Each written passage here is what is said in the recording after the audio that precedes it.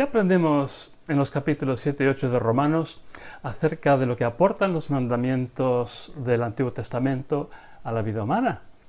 Hola, soy Dionisio Bailer, autor del libro que se titula Hablar sobre Dios desde la Biblia.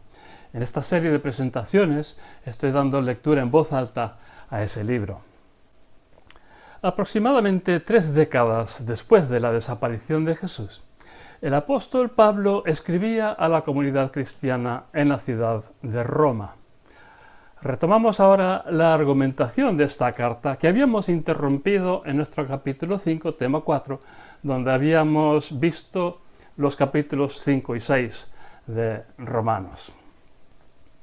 ¿Acaso ignoráis, hermanos y hermanas, porque hablo a los que conocen la ley, que la ley gobierna al ser humano mientras siga vivo? Porque la mujer gobernada por un varón es del varón por ley, pero si el varón muere, ella queda libre del gobierno del varón.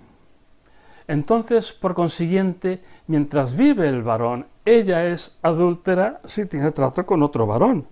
Pero si muere el varón, ella queda libre de la ley, de tal suerte que ya no constituye adulterio pasar a pertenecer a otro varón. Así también sucede con vosotros, mis hermanos y hermanas, por cuanto habéis muerto a la ley mediante el cuerpo de Cristo, para que llegarais a pertenecer a otro, al que resurgió de entre los muertos, para que podamos llevar fruto para Dios. Porque cuando existíamos para la carne, en nuestros miembros operaban legítimamente los sentimientos propios del error hasta desembocar en muerte. Pero hemos sido arrancados del legalismo mórbido que nos tenía atrapados, de tal suerte que ahora sirvamos en novedad de espíritu y no en vetustez de palabra. ¿En qué quedamos entonces? ¿Es un error la ley? En absoluto. Al contrario, no seríamos conscientes del error si no fuera por la ley. Por ejemplo, si la ley nos dijera no envidiarás, no nos daríamos cuenta de la envidia. Pero el error, tomando el mandamiento como punto de partida, me indujo toda suerte de envidia, porque el error muerto está fuera de la ley. Yo en aquel entonces vivía sin ley, pero cuando llegó el mandamiento, el error se revitalizó mientras que a mí me mataba, y me encontré con que el mandamiento que debía producir vida, provocaba en sí mismo muerte. Porque el error, tomando el mandamiento como punto de partida, me burlaba y me provocaba muerte a través del propio mandamiento. De manera que la ley es sagrada y el mandamiento es sagrado y justo y bueno. Entonces, ¿me mataba lo que es bueno? En absoluto. Sin embargo, el propio error, para que se vea que es error, me mataba a través del mandamiento, de tal suerte que el error, valiéndose del mandamiento, venía a ser ya el colmo de error. Porque sabemos que la ley infunde aliento, pero a mí, que soy de carne, el error me ha pillado a traición. Entonces, ya no sé qué pensar, porque no es lo que quiero, esto emprendo, sino lo que detesto, eso hago. Aunque si hago esto sin quererlo, al menos estoy de acuerdo con la ley acerca de lo que es bueno. Entonces, ahora ya no soy yo el que me lo propongo, sino el error que habita en mi interior. Tengo claro que lo que habita en mi interior, es decir, mi carne, no es bueno, por cuanto el desear lo bueno está ahí, pero lo que es realizarlo, no. Porque no hago el bien que deseo, sino al contrario, el mal que no deseo, eso emprendo. Entonces, si lo que no deseo, esto hago, ya no soy yo el que me lo propongo, sino el error que habita en mi interior. Por consiguiente, hay una regla por la que, queriendo yo hacer el bien, en mi interior está presente el mal. Porque me gozo en la ley de Dios conforme al ser humano interior y sin embargo observo otra ley que opera en mis miembros exteriores, que está en guerra con la ley de mi mente y me hace presa de la ley del error que está presente en mis miembros exteriores. Soy un humano desdichado, pero gracias a Dios por nuestro soberano Jesús ungido. Por consiguiente, entonces, yo mismo sirvo la ley de Dios con la mente, aunque con la carne la ley del error. De donde se desprende que no existe sentencia contra los que están en ungido Jesús, por cuanto la ley del aliento de vida en ungido Jesús te liberó de la ley del error y de la muerte. Porque lo que era imposible para la ley en aquel que está débil por causa de la carne, Dios envió a su propio Hijo en igualdad a la carne de error, sentenciando en ello mismo contra el error en la carne, para que la exoneración de la ley se cumpliera en nosotros, los que no nos comportamos según la carne, sino según el aliento. Porque los que existen para la carne se dedican a la carne, pero los que existen para el aliento se dedican al aliento, por cuanto la lógica de la carne es muerte, pero la del aliento es vida y paz. Por esto mismo, la lógica de la carne es enemistad contra Dios, porque no se somete ni puede a la ley de Dios. Pero los que existen para la carne no pueden complacer a Dios. Sin embargo, vosotros no existís para la carne, sino para el aliento. Por consiguiente, el aliento de Dios habita en vuestro interior, aunque si alguien no posee el aliento de ungido, tampoco le pertenece. Pero si ungido está en vuestro interior, el cuerpo está muerto para el error, a la vez que el aliento infunde vida para justicia. Entonces, si el aliento que levantó a Jesús de entre los muertos habita en vuestro interior, aquel que levantó a ungido hará vivir también vuestros cuerpos muertos por medio del propio aliento que habita en vuestro interior. Por consiguiente, hermanos y hermanas, no estamos en deuda con la carne para vivir según la carne, por cuanto si vivís según la carne, vais camino de morir. Pero si por el aliento hacéis morir lo que emprende el cuerpo, viviréis. Porque los que se dejan dirigir por el aliento de Dios, estos son hijos e hijas de Dios desde que no recibisteis el aliento de esclavitud para volver otra vez al miedo, sino que al contrario recibisteis el aliento de hijos para gritar Abba, es decir, papá. Ese mismo aliento testifica a nuestro aliento, que somos los pequeños de Dios. Pero si somos sus pequeños, somos también herederos. Herederos, por tanto, de Dios y herederos conjuntamente con ungido, siempre y cuando suframos a una para poder alcanzar a una el resplandor. Porque considero que no son comparables los sufrimientos de ahora con el próximo resplandor que será visible en nosotros, por cuanto el anhelo del universo aguarda con impaciencia que los hijos y las hijas de Dios se hagan visibles, ya que el universo está sometido a desmanes, no porque así lo quiera, sino por obra de quien los sometió, con una esperanza, que el propio universo sea también liberado de la esclavitud de podredumbre a la libertad del resplandor de los hijos y las hijas de Dios. Porque sabemos que todo el universo se lamenta y retuerce a una hasta el presente.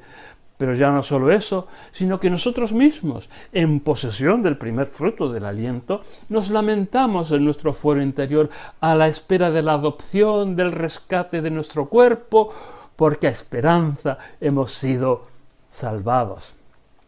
Pero la esperanza que se ve deja de ser esperanza. ¿Acaso espera quien ya ve?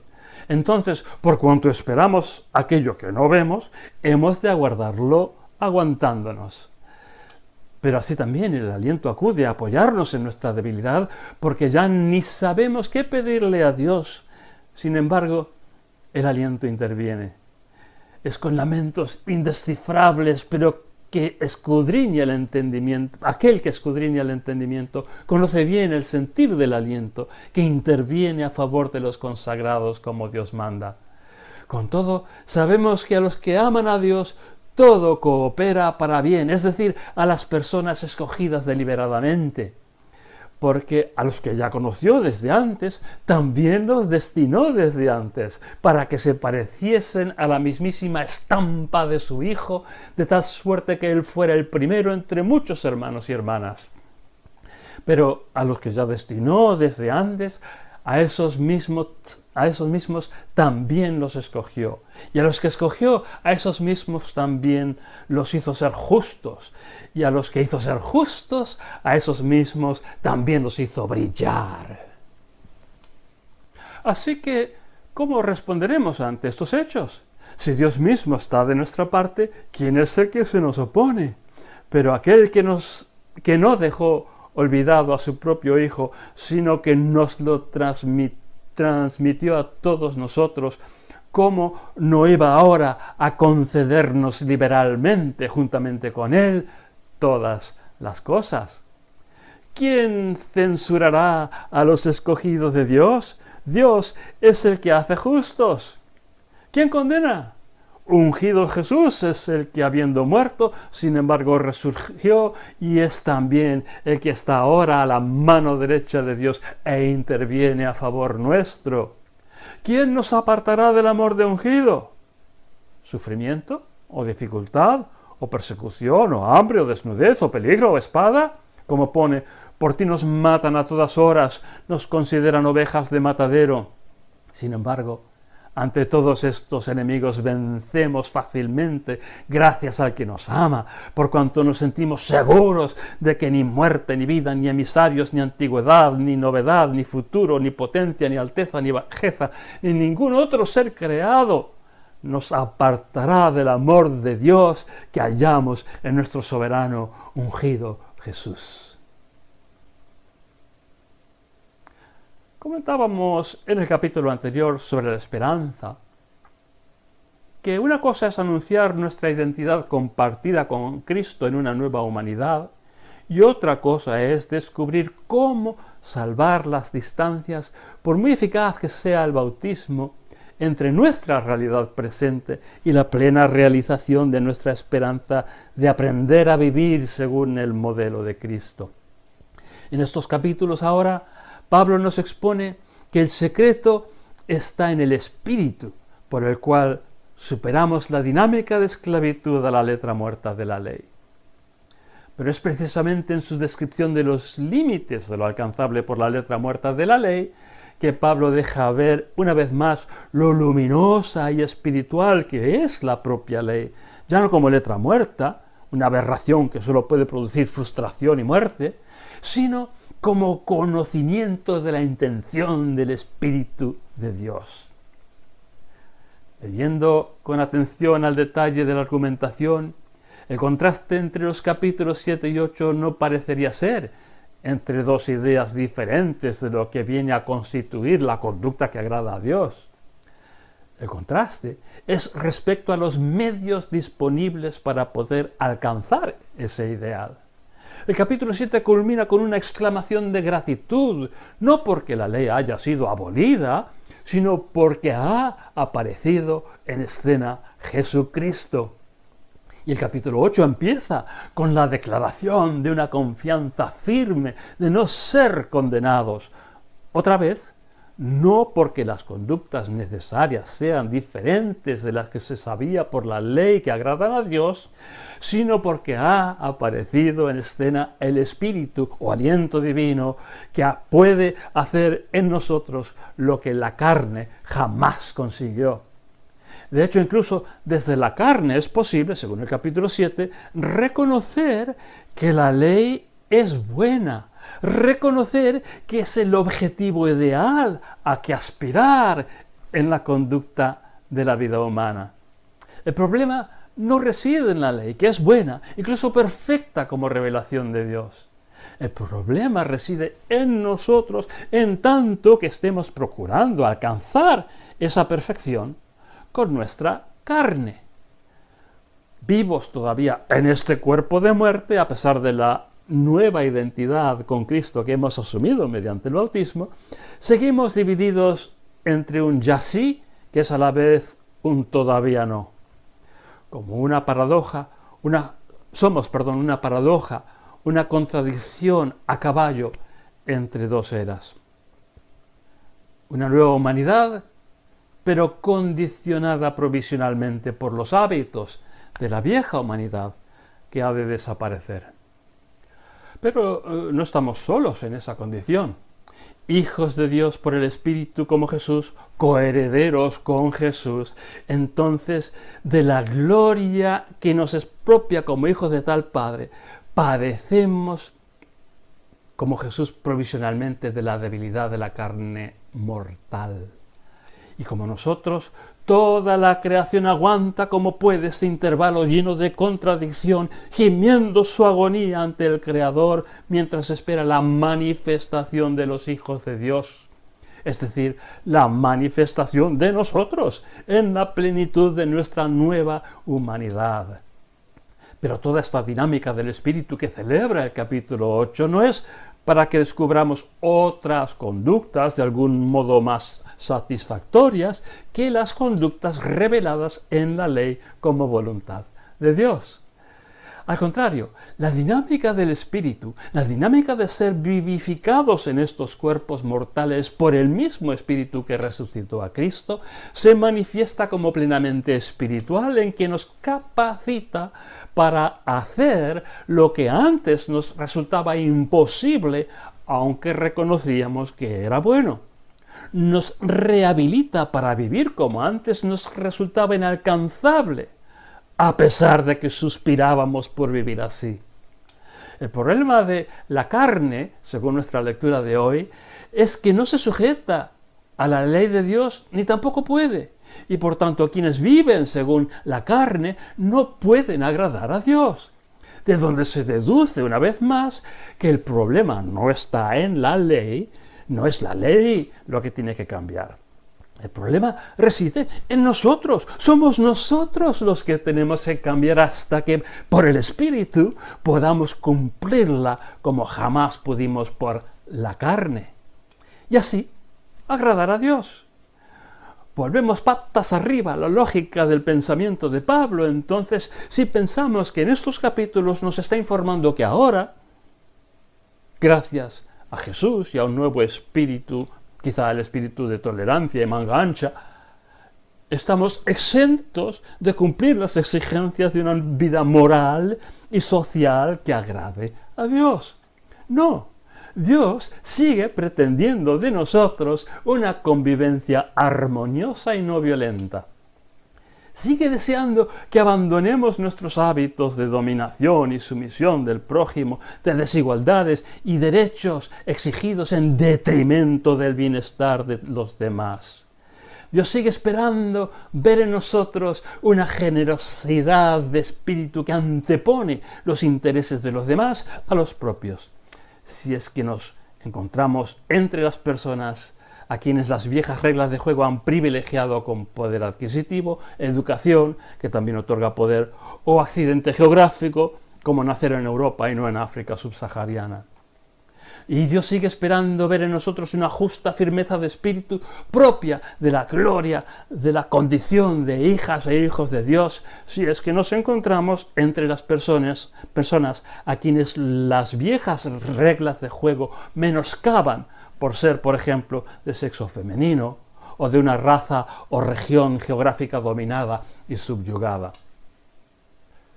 Para alcanzar a comprender hasta qué punto esta carta de Pablo no rechaza la ley, sino que la sigue considerando el máximo exponente de la calidad de vida que Dios desea para el ser humano, la calidad de vida para quien nos creó, podemos echar un vistazo esquemático a la argumentación de la carta entera. Ya hemos visto algunos elementos de la argumentación de los capítulos 1 y 2 en la cuarta sección de esta serie de vídeos, los capítulos 5 y 6 en la quinta sección y los capítulos 7 y 8 aquí. Ahora hagámonos con una panorámica total. En los capítulos 1 y 2 de Romanos, Pablo describe la condición universal humana donde todos están bajo condenación porque nuestras vidas no glorifican a Dios como es debido.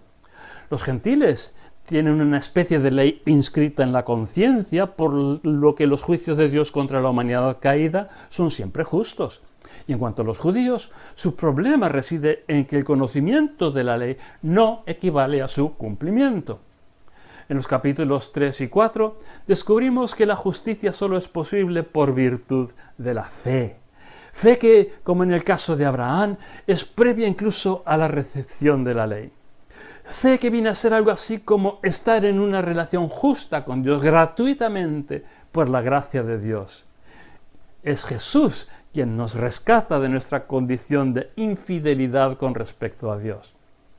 En los capítulos 5 y 6, como ya hemos visto en otra ocasión, Pablo explica que Jesús es el prototipo de nueva humanidad, equiparable a lo que es Adán para la vieja humanidad. Traspasando nuestra identidad a Cristo mediante el bautismo, somos liberados del pecado para dedicarnos ahora a la justicia. Dedicarnos a la justicia es lo que entiendo yo que significa estar justificados o ser hechos justos.